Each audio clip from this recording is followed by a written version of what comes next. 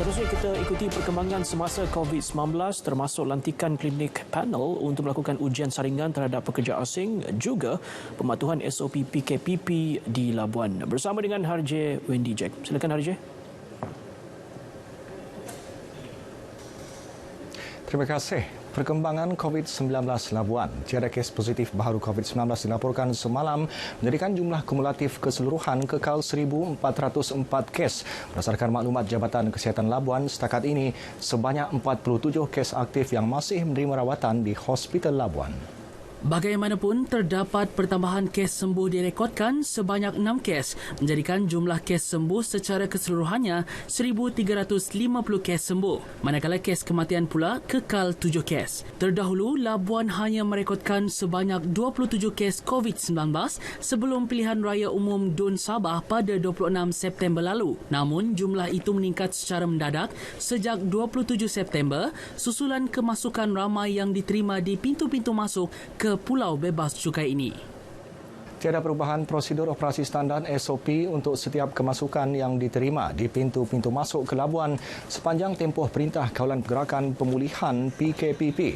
Pengarah Jabatan Kesihatan Labuan, Dr. Ismuni Buhari berkata, saringan di pintu masuk serta pengambilan sampel ujian saringan COVID-19 terhadap setiap individu yang tiba masih diteruskan seperti biasa. Saringan ini adalah keperluan untuk kemasukan ke Labuan. Pertama, saringan adalah wajib. Mana-mana kemasukan ke Labuan, mereka wajib disaring di pintu masuk sama ada di Roro ataupun di lapangan terbang. Yang kedua, sama ada kuarantin atau tidak bergantung kepada ada ke tidak membuat swab test. Kita memerlukan PCR 3 hari sebelum kemasukan ke Labuan. Bukan keputusan tetapi 3 hari sebelum kemasukan ujian itu diambil. Beliau berkata demikian dalam slot Roger-Roger di Labuan FM. Dr. Ismuni menjelaskan individu yang masih menunggu keputusan boleh dibenarkan masuk ke pulau ini dengan menunjukkan resit ujian saringan, seterusnya akan dipakaikan gelang untuk menjalani tempoh kuarantin sehingga keputusan dikeluarkan. Sekiranya individu berkenaan tidak melakukan ujian saringan awal, maka ujian RT-PCR akan dilakukan di pintu masuk dan akan dikuarantin bagi tempoh 14 hari. Sikap tidak indah merupakan faktor utama kegagalan masyarakat mematuhi prosedur operasi standard SOP yang dikuatkuasakan sepanjang tempoh Perintah Kawalan Pergerakan PKP di Labuan. Meskipun bicara diberi polis Diraja Malaysia PDRM, namun masih ada yang ingkar dan melakukan kesalahan berulang yang menyebabkan kompaun dikelarkan terhadap mereka. Ketua Polis Labuan, Superintendent Muhammad Farid Ahmad berkata, pihaknya telah mengeluarkan 177 kompaun sejak pelaksanaan PKP pada Mac lalu. Jumlah kesalahan tertinggi dicatatkan adalah kapasiti penumpang melebihi had dibenarkan diikuti kesalahan rentas negeri. Sepatutnya dia tahu apa yang perlu buat untuk membuat pergerakan interstate ni daripada KL ke Labuan. Tapi sikap tidak ambil berat. So sebab itulah apabila dia membuat rentas negeri itu, dia tak langsung pergi ke pejabat ibu pejabat polis yang terdekat untuk dapatkan rentas negeri. Beliau memaklumkannya dalam sidang media di Ibu Pejabat Polis IPD Labuan.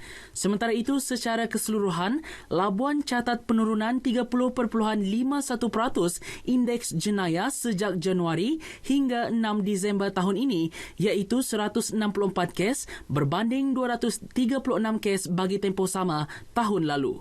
Kes kecurian mencatat penurunan tertinggi pada kadar 46.45%. 2 buah klinik swasta dilantik sebagai klinik panel bagi menjalankan ujian saringan COVID-19 bagi pekerja warga asing. Ia susulan pengumuman kerajaan berkaitan saringan kesihatan yang diwajibkan bagi semua pekerja asing yang mencarum dengan Pertubuhan Keselamatan Sosial Perkeso.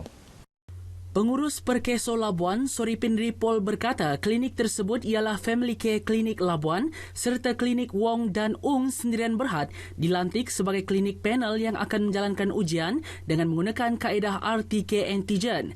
Katanya Perkeso akan menanggung kos kit ujian saringan itu, manakala kos caj perkhidmatan klinik dan hospital akan ditanggung majikan.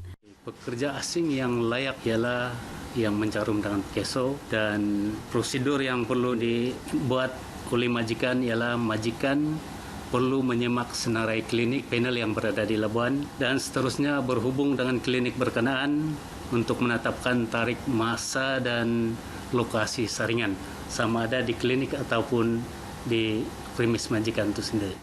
Beliau menyatakan demikian di Labuan. Sebelum ini, Menteri Kanan Keselamatan Datuk Seri Ismail Sabri Yaakob telah mengumumkan ujian saringan terhadap pekerja asing di Labuan akan bermula pada 16 Disember ini. Bahan itu mengakhiri paparan berita wilayah dari Labuan. Terus patuhi SOP PKPP. Kembali ke Angkasa Puri.